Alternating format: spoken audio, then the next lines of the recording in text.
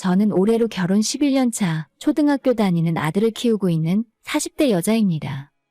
결혼하고 지금까지 많은 일들이 있었고 여러 번의 힘든 시간도 있었지만 그래도 가족끼리 서로 의지하며 잘 견디고 살았던 것 같아요. 저희 친정도 가진 거 별로 없고 시댁도 비슷한 상황에서 우리 두 사람은 그야말로 맨손으로 결혼 생활을 시작했습니다. 11년 전 저희 결혼할 당시에 남편이랑 제가 모은 돈을 합쳤더니 겨우겨우 5천만 원 정도였는데 그때는 은행에서 대출받을 상황도 아니라 보증금 3천에 월세 45만 원짜리 빌라에서 결혼 생활을 시작했어요. 여유가 없었던 만큼 남편이랑 더욱 허리띠 졸라매며 살았고 그 덕분에 지금은 부부 명의로 된 아파트도 한 채 있을 정도로 남부럽지 않게 지내고 있어요. 몇 년 전까지만 해도 제대로 쉬어본 기억이 없을 정도인데 우리 아들 태어났을 때도 출산 후 딱 3개월 쉬고 다시 회사에 복직해서 일을 했습니다. 저도 모성애가 강한 편이라 최소 아이가 돌 지날 때까지는 옆에 있어주고 싶었는데 지긋지긋하게 대를 이어가는 가난을 끊고 싶었기에 오히려 더 일을 악물고 출근해서 일을 할 수밖에 없었어요. 그 과정에서 저희 시어머니가 헌신적으로 도움을 주셨습니다. 남편이 집안의 막내였는데 위로 형과 누나가 하나씩 더 있었기 때문에 결혼할 때 말 그대로 시댁 도움을 아무것도 받지 못했습니다. 안 그래도 없는 집안 형편이라서 장남 결혼할 때도 시부모님이 모으고 모아 겨우 만든 2천만 원으로 월세 보증금 보태는 것이 고작이었으니까요. 그런 집안 사정을 다 알았기 때문에 한 번도 가난한 시부모님을 원망해 본 적 없었고 오히려 저희가 더 열심히 살게 만드는 원동력이 되었습니다. 지난 11년 동안 맞벌이하며 적금 붓고 살다 보니 지금은 시댁 3남매들 중에 저희 집이 가장 멀쩡하게 잘 살고 있더라고요. 아주버님은 몇 년 전 멀쩡히 다니던 직장 때려치우고 장사를 해야겠다며 전 재산 투자해 고깃집을 차렸다가 전부 말아먹고 이혼당해서 현재는 혼자 살고 있어요. 집안 장남으로서 잘 풀리지 않았다는 부담감 때문인지 명절에도 얼굴 한번 보기 힘들 정도로 다른 식구들을 피해 다닙니다. 남편한테 들은 이야기로는 지방 작은 도시에서 혼자 원룸에 살며 공장이나 공사 현장 같은 일을 하며 근근히 먹고 산다고 들었어요. 시부모님이 아주버님 걱정을 엄청 많이 하셨고 잘 안 되더라도 좋으니 같이 살자고 하셨지만 차마 부모님 댁에 얹혀 살진 못하고 혼자 그러고 지낸다 하더라고요. 그리고 집안의 둘째인 신우는 결혼 전에는 대학병원 간호사를 하며 나름대로 잘 풀리는 듯 하였지만 결혼하고 나서 인생이 조금 꼬이기 시작했어요.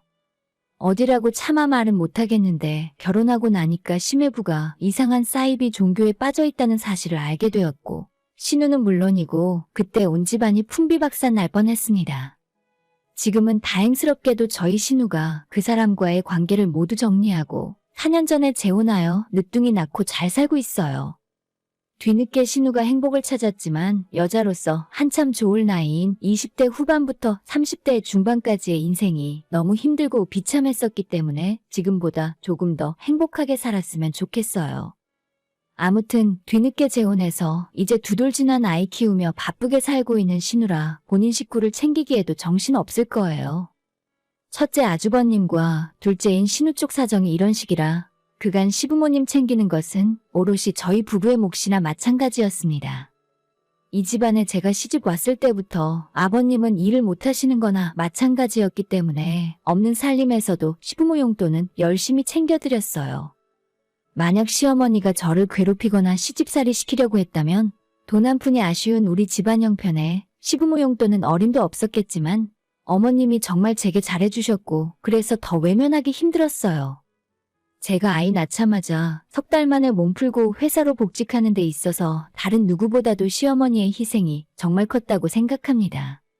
시댁은 저희 집에서 버스를 타고 1시간 반 정도 떨어져 있는 시골에 살고 있었는데 매주 월요일부터 금요일까지 시어머님이 저희 집에서 저 대신 애를 봐주셨어요. 물론 저도 공짜로 애 봐달라 부탁을 드린 건 아니고 왕복 차비는 빼고 매달 80만 원씩 용돈을 드렸었는데 마음 같아서는 더 많이 드리고 싶었지만 저희 살림도 빠듯해서 더는 무리를 할 수가 없었죠. 어머님이 매주 월요일 저희 집에 올라오셔서 금요일 저녁에 시댁으로 돌아가는 생활을 거의 2년 정도 하셨고 덕분에 가장 힘든 시기를 비교적 수월하게 넘길 수 있었습니다. 저희가 그리 잘 산다고는 할 수 없지만 그래도 이 정도라도 평범하게 살 수 있는 건 시어머니 덕을 빼놓고 이야기할 수 없어요. 그런데 작년 초에 시아버님이 노안으로 돌아가시고 그 이후로 시골에 혼자 남아 살게 된 어머님이 자꾸 마음에 걸리더라고요. 저희 시어머니도 이제는 80이 가까운 나이인데 그런 어머님이 아버님도 없이 혼자 사시다가 큰일이라도 나면 어떻게 하나 걱정이었습니다. 그렇다고 상황 어려운 아주버님에게 뭔가 기대할 수 있는 것도 아니고 신우는 이제 재혼해서 어린 아이 키우는 입장이라 만약 자식들 중에 어머님을 모시고 살아야 한다면 그 집은 저희밖에 없는 상황이었죠. 물론 제가 시어머니에게 악감정이 없고 감사하는 마음이지만 모시고 같이 산다는 것은 정말 쉬운 결정은 아니었습니다. 시댁 형제들 중에 저희 집이 가장 나은 편이라지만 그렇게 여유 있는 살림은 아닌데다가 아들까지 공부시켜야 하는 상황에서 선뜻 결정을 내리기 힘들더라고요. 그렇다고 어디 아픈 곳도 없는 시어머니를 요양원에 가시라 할 수도 없는 일이고 근처에 병원도 없는 시골에서 계속 혼자 사시게 하는 것도 안 될 일이었죠. 여보, 진짜 내가 염치 없는 부탁인 건 아는데 우리 엄마 우리가 모시자. 평생 아버지랑 살면서 고생만 하셨고 노년에라도 좀 편하게 해드리고 싶어. 우리 엄마 성격은 당신도 알잖아. 엄마 모시고 같이 살더라도 당신한테 이거 해라 저거 해라 눈치 주고 살림 간섭하실 분 아니야. 쉽게 결정 못 내리고 몇 달 동안 고민만 하고 있었는데 남편의 진심 어린 부탁으로 어머님과 함께 한번 살아보기로 했어요. 만약 같이 살다가 정사이가 안 좋아질 것 같으면 그때는 우리 집 근처에 어머님 혼자 사실 수 있는 작은 집을 얻어드리기로 하고 일단 시골 사시던 어머님을 저희 집으로 모셨죠. 그렇게 시작된 어머님과의 합가는 제 예상과는 완전 정반대였어요. 그래도 조금은 불편하지 않을까. 아무리 그래도 시어머니와 며느리 사이인데 같이 살다 보면 불화가 생기고 제가 하는 살림살이가 어머님 성에 차지 않으면 어쩌나 하는 걱정들이 있었는데 완전 쓸데없는 기우나 마찬가지였습니다. 제가 어머님의 눈치를 보는 것이 아니라 어머님이 제 눈치를 더 많이 살피며 지내셨고 집에서 절대 집안일 하지 마시고 편히 계시라고 말씀드려도 낮에 온 집안 청소며 빨래까지 매일 해놓으셨어요. 저도 아이 키우고 회사 다니면서 나름대로 집안일을 열심히 한다고 생각했지만 어머님이 저희 집에서 같이 사신 뒤로부터 너무 깨끗해지고 제가 퇴근하고 돌아오면 아무것도 할 것이 없을 정도였습니다. 오히려 제가 너무 죄송한 마음이 들어 제발 일하지 마시고 편히 지내시라고 몇 번이나 말씀드렸는데도 시어머니는 이렇게 해야 마음이 편하니까 말리지 말라면서 계속 집안일을 도맡아 하셨죠. 회사에서 늦게 퇴근하는 날에도 예전 같았으면 집에 혼자 있을 아들 걱정에 발을 동동 굴렀었지만 이제는 어머님이 집에 계시니 얼마나 마음이 놓이는지 몰라요. 제가 퇴근하기 전까지 학원 갔다 돌아온 아이에게 간식도 챙겨 먹이시고 장을 봐서 냉장고에 음식을 채워놓으면 어머님이 알아서 반찬과 국을 끓여서 저녁 식사 준비까지 완벽하게 다 해놓으십니다. 저는 오히려 어머님과 같이 살기 전에는 내가 어머님 입에 맞는 음식을 해드려야 한다는 부담이 있었지만 막상 같이 살아보니 주말 이틀을 제외하면 대부분 어머님이 직접 식사 준비를 다 해놓으시는 바람에 요리할 새가 없더라고요. 이렇게 모든 것을 다 해주시는 어머님에게 용돈이라도 넉넉하게 드려야겠다는 생각에 매달 50만 원씩 용돈을 챙겨드리겠다 했더니 자기는 돈 많다며 용돈 필요 없다고 한사코 거절을 하시는 겁니다. 어머님, 이제 일도 안 하시는데 저희가 드리는 용돈도 안 받으시면 어떡해요? 여기는 시골도 아니라서 밖에 나가면 전부 돈 필요한데 주머니에 용돈이라도 없으면 마실 나가서 계실 곳도 없어요. 50만 원이 큰 돈은 아니었지만 저희가 매달 부담 없이 드릴 수 있는 최대한의 금액이었고 드릴 때마다 필요 없다고 거절하셨기 때문에 나중에는 어머님 계좌에 말없이 돈을 넣어드렸어요. 하지만 그럴 때마다 다시 현금을 찾아와서 안방 제 화장대 위에 돈을 올려놓으셨고 어머님 입장에서 큰돈을 한 번에 드리니까 부담되어 안 받으시나 하는 생각에 틈날 때마다 3만 원, 5만 원씩 작게 용돈을 드렸지만 그 돈조차 마트에서 장바다가 반찬 만드시거나 저희 아들한테 간식 사주는 용도로 전부 쓰시더라고요. 올 봄부터 어머님과 같이 살기 시작했으니 벌써 반년이 훌쩍 지났는데 단 한 번도 제가 드리는 용돈을 받은 적 없으셨고 오히려 가만히 생각해보면 어머님께서 종종 과일이나 간식거리를 사서 들고 오는 경우가 더 많았습니다.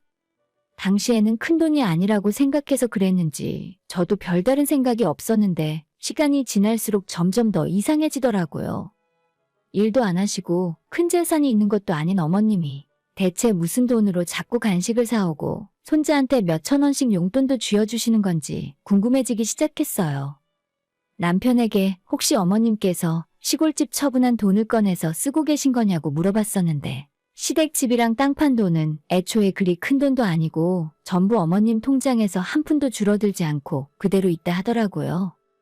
한 가지 더 이상한 점은 제가 출근한 낮 시간에 어머님에게 전화를 걸어보면 집에 계신 적이 없으시고 항상 마실 나왔다고 하면서 밖에 계셨어요. 남편과 저 몰래 어디서 아르바이트라도 하고 오시는 건가 생각도 해봤지만 기계도 잘 만지지 못하고 나이도 내일 모레 팔순이신데 그런 어머님에게 어떤 사장이 일자리를 주겠나 싶더라고요. 어머님에게 직접 대놓고 돈이 어디서 자꾸 나시는 건지 물어볼 수도 없고 회사에서 일하고 있는 낮 시간에 몰래 따라다니며 미행을 할 수도 없었으니 계속 그 부분은 궁금한 상태로 남아있었죠. 하지만 얼마 전에 퇴근하고 집에 들어오는 저를 아파트 정문 경비 아저씨께서 할 이야기가 있다고 하면서 붙들어 세우시더라고요. 1503호 맞으시죠? 저기 다른 게 아니라 앞으로 아파트 뒤쪽 공터에 리어카를 세워두면 안 될 것 같아서 말씀드리는 거예요. 지금까지는 사정사정 하는 바람에 눈 감아주긴 했는데 다른 주민들 민원이 자꾸 들어와 나도 더 이상은 어쩔 수가 없어요. 이번 주말 전까지 리어카 다른 곳으로 치워줘요. 저는 제가 1503호에 사는 건 맞지만 리어카는 처음 듣는 이야기라 어리둥절했죠. 리어카요? 저희 집에 리어카 쓸 사람이 없는데 무슨 말씀을 하시는 건지 모르겠네요? 그러자 경비 아저씨 이야기는 저희 집에 사시는 어르신이 지난 7월부터 아파트 단지 안으로 리어카를 끌고 들어와서 인적 드문 공터에 몰래 세워두기 시작하셨답니다. 처음에는 경비 아저씨가 여기에 리어카 세워두면 안 된다고 치워야 한다 말씀드렸는데 하도 사정을 하는 바람에 지금까지 모르는 척 눈 감아주고 있었대요.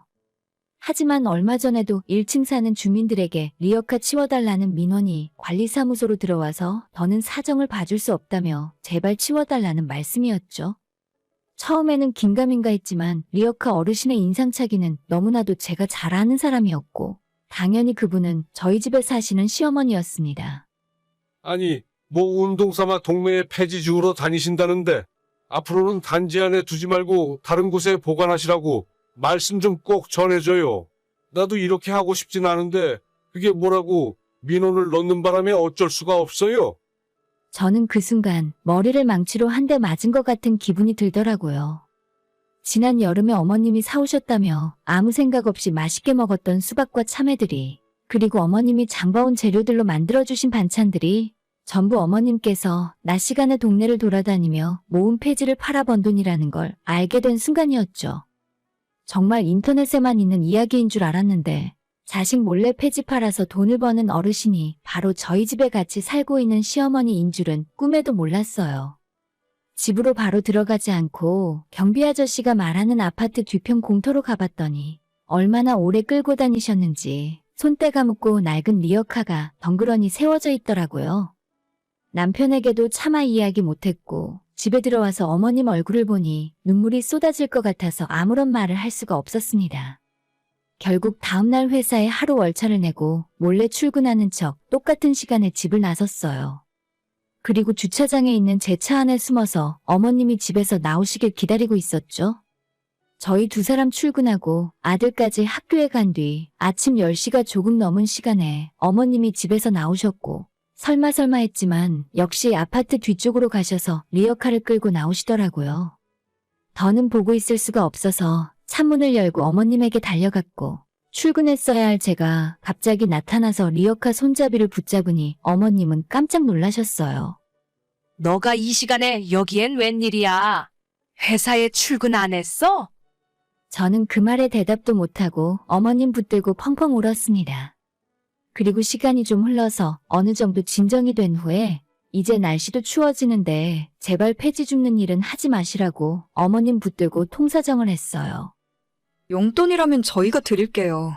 모시고 산다 해놓고 어머님 고생만 시키면 너무 죄송하잖아요.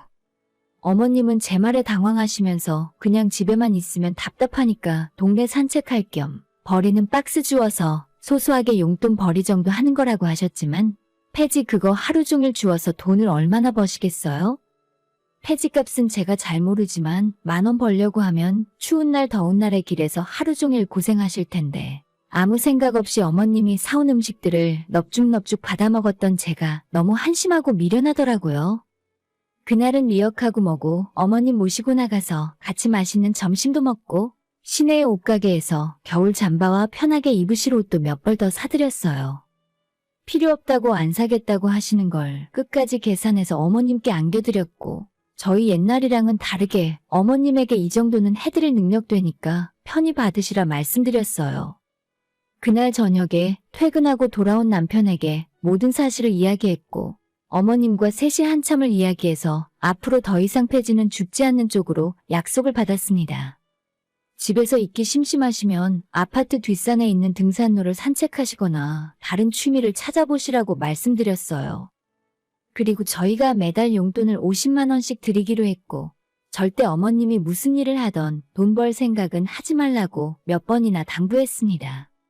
어머님 입장에서는 저희 부담 덜어주려 하신 일이지만 오히려 그게 훨씬 큰 마음의 빚이고 모르면 몰랐지 알게 된 이상 절대 모른 척 할 수 없었죠. 다음날 남편이 어머님 모시고 동네 고물상 찾아가서 손때 묻은 리어카를 헐값에 팔아버린 뒤에 앞으로 혹시라도 저희 어머님이 폐지 팔기 위해 찾아오시면 절대 받아주지 말라고 신신당부를 했습니다. 그 이후로 지금은 어머님이 다른 취미를 찾으신 것 같아요.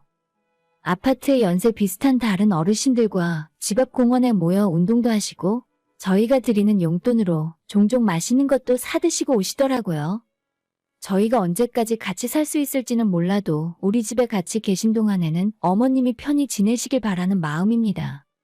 남들만큼 효도는 못 해드리더라도 제가 할 수 있는 만큼은 최선을 다하고 싶어요. 더는 불편해 하시지 말고 내 집이다 생각하고 지내셨으면 좋겠습니다. 오늘의 사연은 여기까지입니다. 구독과 좋아요, 알림 설정 부탁드려요. 다들 행복하시고 좋은 하루 되세요.